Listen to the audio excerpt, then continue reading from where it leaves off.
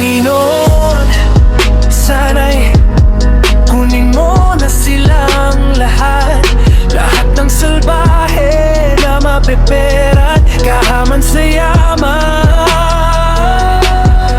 Ay, kahit naiedukado, sila'y nabulag ng tukso.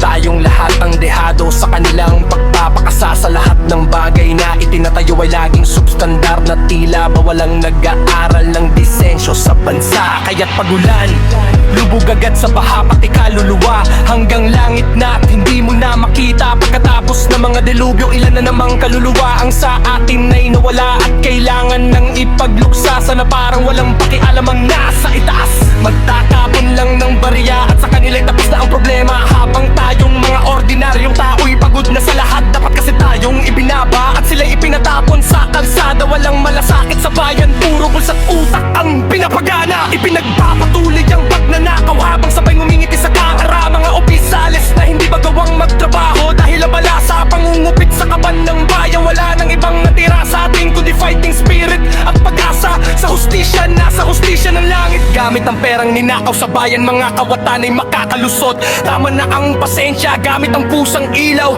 at baril ang pulis na nangungutong. Sige, huliin nyo na ang lahat, wala na akong pakialam. Para sa akin lahat ng opisyal ay may sinasanto na hudlom. Puro gutom na kababayan sa walang laman na tiyan na ang kakapiranggot na pagkain ay pangkain sa buong magdamag. Panginoon, tulungan niyo po kami at buksain ang mga salbahe. Panginoon.